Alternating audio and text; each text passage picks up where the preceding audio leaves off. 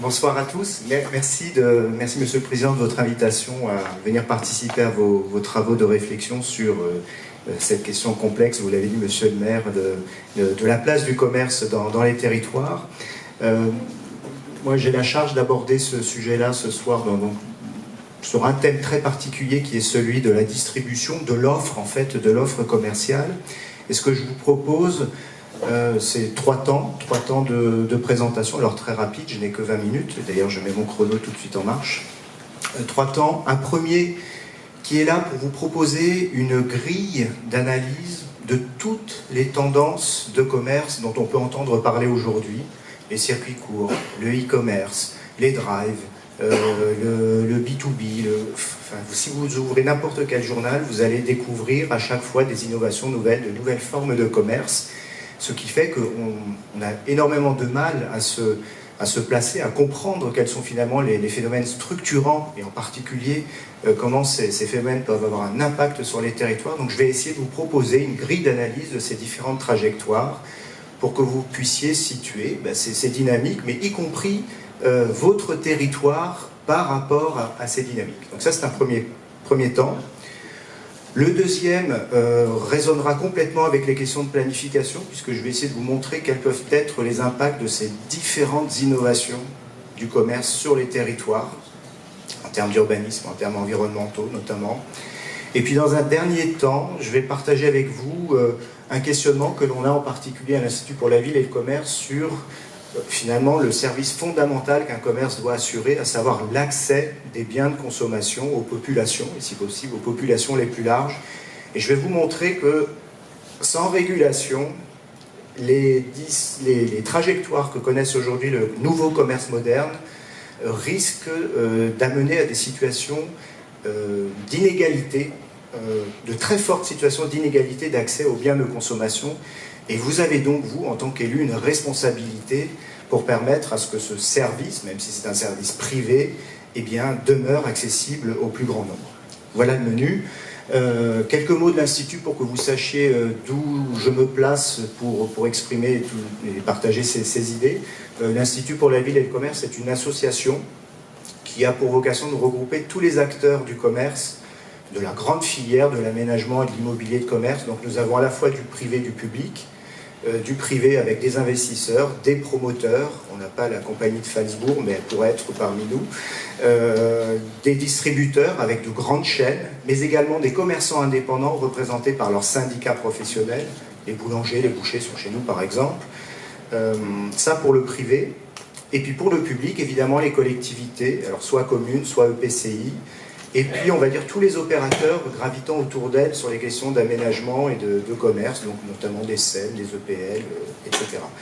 Et puis, des chercheurs. Nous avons autant d'adhérents institutionnels que de chercheurs, et donc nous faisons travailler ces gens-là tous ensemble sur des problématiques de commerce, en essayant de comprendre ce qui se passe aujourd'hui, puis d'avoir un petit coup d'avance sur demain, sur les évolutions en cours. Alors, comment aborder ces tendances, ces dynamiques nouvelles du commerce?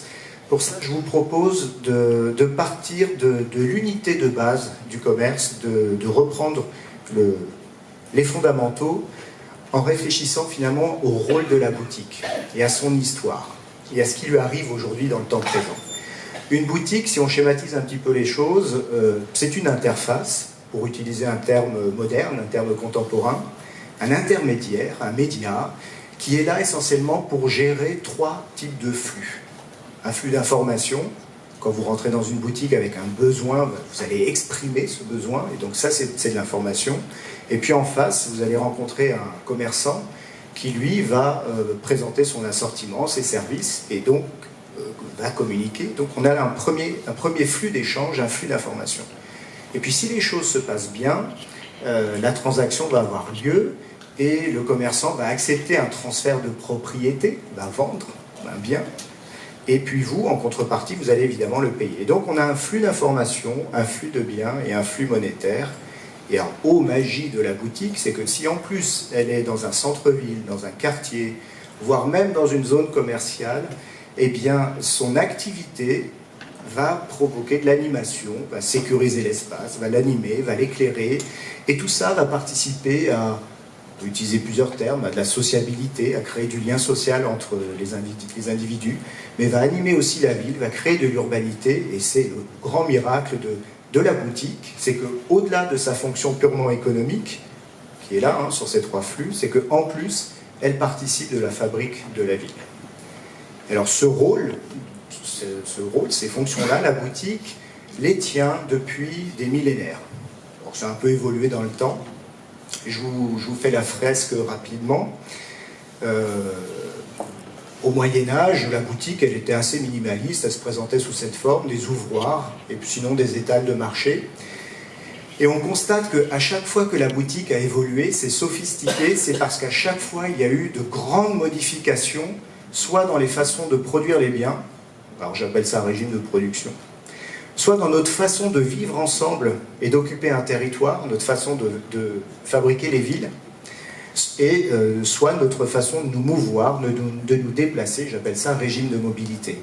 Et en fait, la boutique, c'est toujours le résultat d'une combinaison de ces trois choses. Alors vous voyez, au Moyen-Âge, on produit de très petites quantités de biens, on vit dans de toutes petites villes, dans lesquelles on se déplace essentiellement à pied, et l'interface d'échange qui va s'adapter à cette combinaison-là, ben voilà, ce sont les étals, les ouvroirs.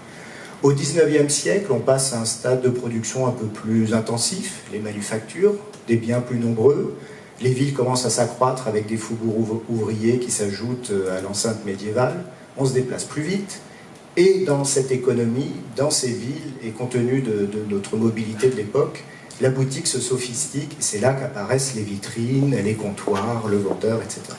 Et puis aujourd'hui, en tout cas jusqu'il y a peu, le modèle dominant, c'est celui de la grande surface, et qui est lui complètement commandé par une industrie de masse, des villes qui sont maintenant devenues des villes très étalées, et dans lesquelles on se déplace essentiellement à pied. Les moyennes surfaces, hein, donc c'est par exemple le Super U en centre-ville ici de Liffré, c'est l'Intermarché Aix-en-Bricot en périphérie. Donc c'est un établissement sur 10 en France, un établissement de commerce sur 10 en France, donc c'est minoritaire par rapport aux petites boutiques, mais c'est 60% du commerce, 60% du chiffre d'affaires, 60% de la dépense de consommation des Français. Donc c'est ce modèle-là, voilà, c'est le modèle majoritaire aujourd'hui en France. Alors la question évidemment c'est et après? Après nos stades artisanaux, manufacturiers, industriels et là peut-être désormais numériques, qu'est-ce qui se passe? On va le voir un peu plus tard. Je résume les trois épisodes que je viens de vous décrire avec une seule flèche en fait. Pour moi, ces trois choses-là, ces trois stades correspondent en fait à une même histoire, à un même processus de modernisation qui a consisté pour notre commerce à sortir de son rôle historique, qui était un rôle très domestique. Les premières boutiques, les premiers magasins, la première fois que le commerce est apparu, c'était dans cette configuration-là, un village avec des surplus agricoles qu'il fallait trouver à écouler quelque part. Et les historiens, les archéologues considèrent d'ailleurs que la ville est née pour cela, elle est née comme lieu d'écoulement des surplus agricoles. Et le commerce, au début de son histoire, c'est une activité domestique, locale, de proximité. D'ailleurs, ça résonne avec un certain nombre d'attentes aujourd'hui vis-à-vis de ce commerce, que l'on voudrait un peu plus en circuit court, un peu plus en local, un peu plus... Ça, c'est la proto-histoire du commerce. Parce que, en fait, toute l'histoire du commerce a été de s'arracher de cette situation-là pour aller là-haut, sur des marchés mondiaux, avec des entreprises qui sont des chaînes, des groupes de distribution capitalistiques, et qui se sont extraits de la glaise du local avec le moteur du discount, hein, les gros volumes avec les marges faibles, pour pouvoir aller sur des marchés très étendus, régionaux, nationaux et voire internationaux. D'ailleurs, c'est très intéressant de mettre en perspective tout ce retour au commerce de proximité qui, encore une fois, correspond au stade initial du commerce. Cette histoire, elle est en train de prendre fin pour une raison contemporaine qui est liée à l'électronisation du commerce, à Internet, mais pas que. Donc l'électronisation du commerce, c'est que pour la première fois dans son histoire millénaire, la boutique n'est plus le point de passage obligé pour commercer. C'était le titre de cette intervention. Je veux dire par là que pour s'informer, rappelez-vous les 3 fonctions d'une boutique, s'informer, et bien maintenant on peut le faire à distance, quand nos petites tablettes fonctionnent bien évidemment et qu'il y a de la 4G. On peut payer à distance. La carte bleue nous avait déjà un peu permis de sortir du tiroir caisse, mais on s'est complètement émancipé maintenant des terminaux de paiement grâce au paiement à distance. Et puis on peut se faire livrer maintenant les biens, soit en des points relais, soit sur son lieu de travail, à son domicile. Et donc, encore une fois, la boutique n'est plus le point de passage obligé pour commercer. Et ça, c'est une révolution historique, puisque ça n'était jamais advenu. Et partant de là, l'histoire de notre commerce contemporain, elle continue de se jouer un peu sur cette flèche. Mais maintenant, une autre histoire est en train de s'écrire. Je le matérialise avec une autre flèche, c'est celle-ci. Voilà la trajectoire du commerce moderne. Alors, avec deux stratégies. Vous avez les entreprises qui se disent « Ah oui, la boutique n'est plus un point de passage obligé, eh bien on va la squeezer complètement. On va aller au bout de cela, et donc on va supprimer, en plus de ce qui coûte cher, c'est de l'immobilier, c'est du foncier, on va supprimer la boutique, et on va faire du commerce de plateforme, et on va livrer les gens avec du carton, etc., etc. » Alors c'est par exemple Amazon, en tout cas le site d'Amazon, mais c'est aussi, d'une certaine manière, les circuits courts. Quand on y réfléchit, les circuits courts aujourd'hui, ce sont des modes de commerce qui squeezent la boutique, qui vous font remonter jusqu'au lieu de production des biens et qui suppriment la boutique. Donc ceux-là, on les trouve ici. Et puis vous avez les autres qui se disent « Mais non, on va pas renier la boutique comme cela. En revanche, on comprend qu'il y a une révolution technologique et qu'il faut que la boutique s'adapte. Donc on va l'électroniser, on va hybrider cette révolution numérique avec la boutique. Et donc on va créer de nouvelles interfaces, de nouvelles manières de commercer en digitalisant. On entend plein de termes, en numérisant, digitalisant la boutique. Alors moi, c'est ce que j'appelle, d'un côté, la désintermédiation, et pardon pour ces barbarismes, mais là on comprend à peu près bien, c'est on enlève l'intermédiaire de la boutique. Et de l'autre côté, j'appelle ça la reterritorialisation. On revient sur les territoires, ou un terme plus simple, un réancrage de la boutique, du commerce sur les territoires grâce à Internet. C'est par exemple la pharmacie Drive. Vous êtes sur Internet, vous commandez vos médicaments, vous vous rendez dans la pharmacie, eh bien, vous avez effectué une partie de la transaction sur le numérique, mais vous vous rendez encore dans une boutique pour retirer vos produits. Voilà typiquement un exemple de magasin, de commerce qui se reterritorialise. Et alors, je sais qu'ici il y a un débat très, très vif sur l'ouverture dominicale. La reterritorialisation, elle se joue à la fois dans l'espace. Il faut que je sois partout où le consommateur est. Et donc j'arrête de faire des hypermarchés quand je m'appelle Carrefour. Effectivement, en revanche, je vais émietter mes magasins pour en faire des petites supérettes que je vais planter un petit peu partout, dans le rural, dans le périurbain, en métropole. Donc ça, c'est une forme de reterritorialisation. Je vais au plus près de mon consommateur, dans l'espace, mais je vais au plus près de lui aussi sur les horaires. Et donc, évidemment, je fais tout un lobbying pour pouvoir ouvrir le soir, en semaine, pour pouvoir ouvrir un peu plus le dimanche, etc., etc. L'enjeu du développement de cet axe-là, il se joue aussi sur la temporalité du commerce. Évidemment, c'est tout à fait logique que ce sujet apparaisse aussi dans le débat politique. On peut sophistiquer un tout petit peu le modèle en rajoutant ces trajectoires là, en pointillés. Et ce que je veux raconter ici, ce sont en fait toutes les stratégies de diversification des entreprises qui se situaient plutôt là ou plutôt là et qui se disent oui, ce modèle il a un petit peu du plomb dans l'aile et donc je vais chercher à me repositionner sur l'une de ces pointes. Alors ici, je viens de donner un exemple, c'est Carrefour qui était sur un modèle d'hypermarché et qui vient maintenant ouvrir davantage de supérettes de 8h du matin à 11h du soir, et puis si possible le dimanche matin, et voire plus peut-être. Ici, ce sont on pourrait appeler ça les néo-indépendants. Alors j'ai pris l'exemple de la pharmacie Drive. Ce sont aussi ces commerçants qui commencent à vendre sur la toile et puis qui un jour se disent tiens, j'ai suffisamment de trafic pour finir par m'implanter physiquement dans un centre-ville, aussi grand ou petit soit-il. Et donc il va jouer à la fois d'un chaland numérisé en quelque sorte et puis d'un lieu physique. Là, ce sont toutes les entreprises qui étaient sur la grande distribution qui se disent bon bah après tout ça nous coûte trop cher l'immobilier, dématérialisons. Et c'est par exemple Casino avec le site Cdiscount. Et puis là, eh bien, ce sont tous les indépendants qui réinventent le commerce en supprimant la boutique. Alors les circuits courts, tous les échanges basés sur le troc, le partage. Soit vous supprimez la boutique, soit vous supprimez la monnaie.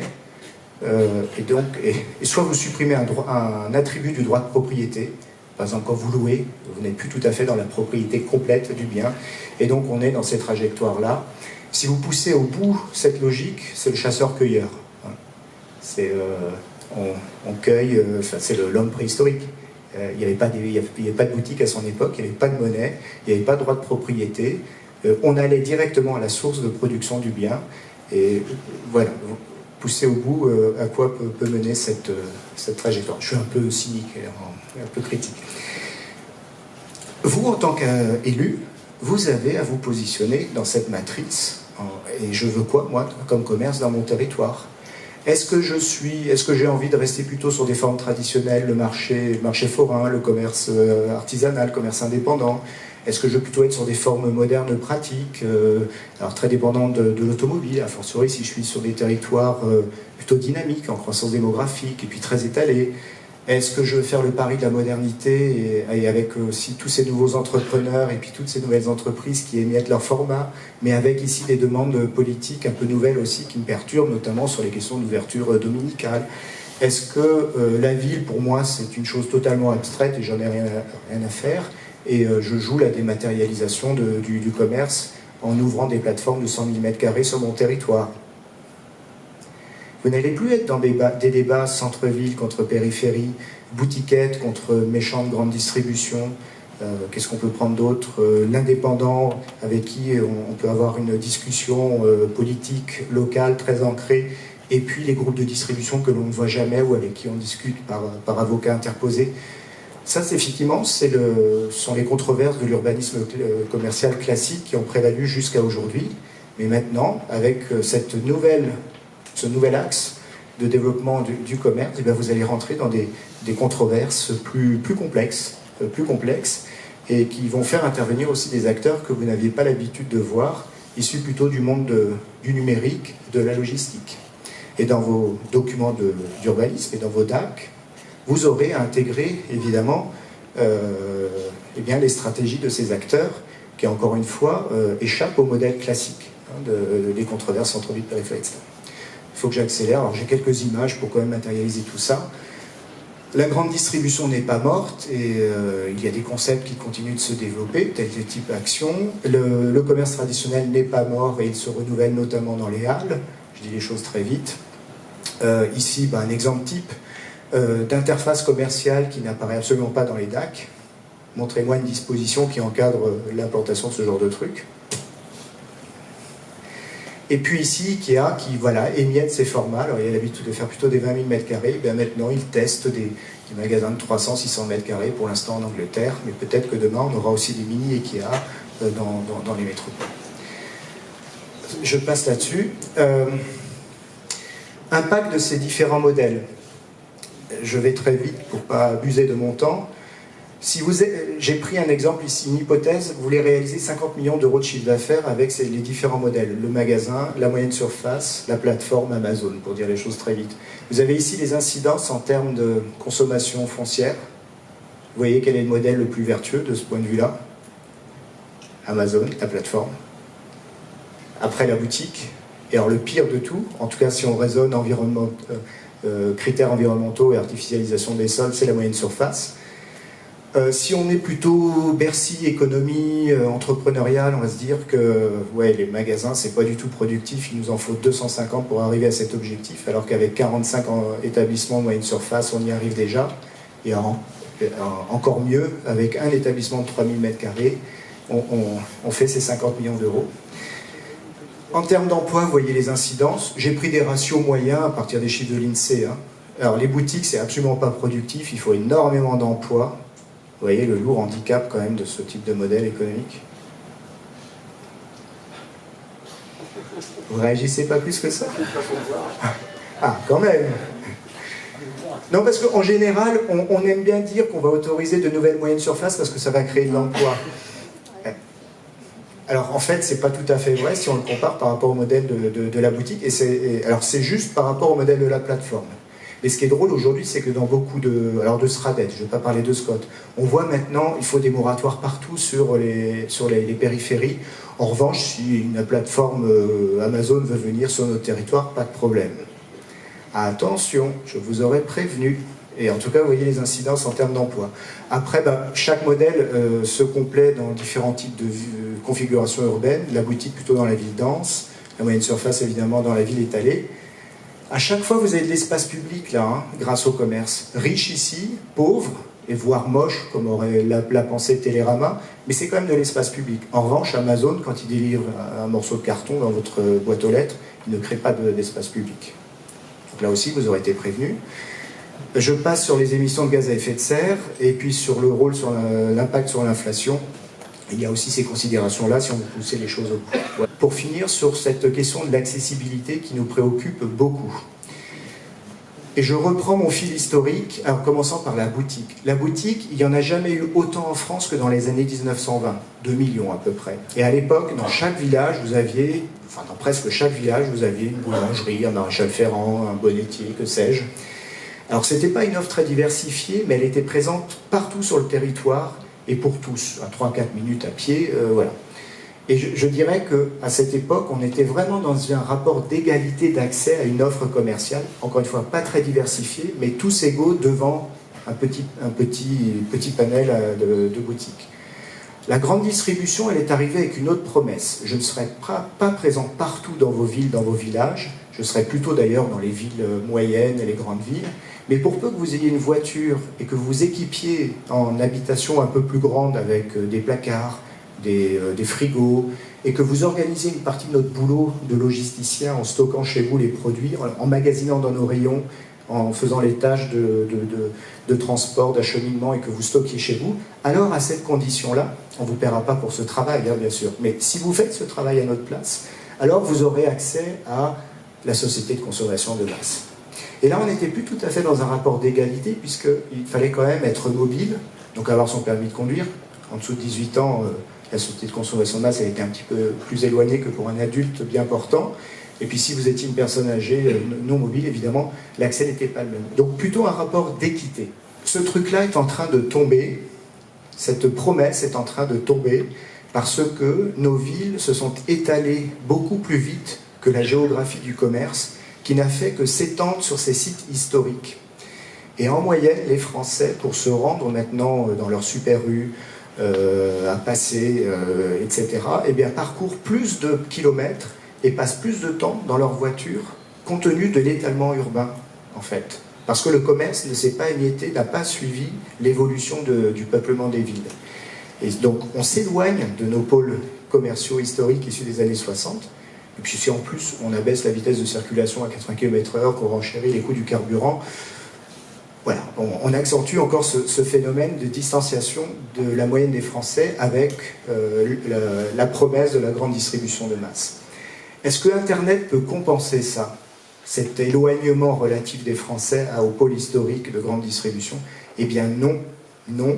Quand on regarde sa géographie, quand on regarde où ces trucs-là sont implantés, où les drives sont implantés, ils ne sont surtout pas sur les nouveaux lieux de flux, les nouvelles interconnexions de flux, les nouveaux lieux de mobilité.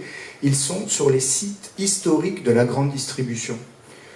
Amazon, en fait, a noué des partenariats avec les stations BP et Esso, avec Leclerc, avec Auchan, pour ouvrir ces trucs-là. Et donc, ces consignes, vous les trouvez sur les anciens lieux historiques de la grande distri. Vous ne les trouvez pas là où les Français aujourd'hui se meuvent essentiellement. Vous les trouvez là où il y a, sur la grande distribution historique. Les drives, idem, vous allez les trouver à côté des supermarchés, voire des concurrents, mais pas sur les nouveaux carrefours de flux. Et puis la livraison à 30 minutes, qui est le vrai service sur lequel d'ailleurs ces entreprises se rémunèrent. La livraison à 30 minutes, elle est réservée aux marchés denses et riches, donc pour dire les choses très vite, aux métropoles, et vous ne verrez jamais Amazon ou Cdiscount ou un autre opérateur développer un service de livraison à 30 minutes dans le rural, isolé, dans le périurbain, éloigné, etc. Et en fin de compte, ce modèle-là, c'est peut-être le modèle le plus inégalitaire qu'on ait jamais connu en termes, encore une fois, d'accès aux biens de consommation. Et finalement, la grande distribution, si décriée, fait mieux, de ce point de vue-là, que ce modèle alternatif. Donc, vous voyez, il y a des défis importants devant nous qui consistent à répondre à cette question fondamentale, c'est quel type d'accès veut-on donner à nos populations aux biens de consommation? Et après, à cette question, vous devrez y répondre dans cette matrice, si vous adhérez en tout cas à ce schéma, et vous voyez que les choses sont plus compliquées que lorsqu'on les pose dans cette controverse classique, proximité, grande distrib, centre-ville, périphérie. Il faut aussi intégrer maintenant ces nouvelles logiques d'acteurs. Voilà ce que je voulais partager avec vous ce soir. Merci.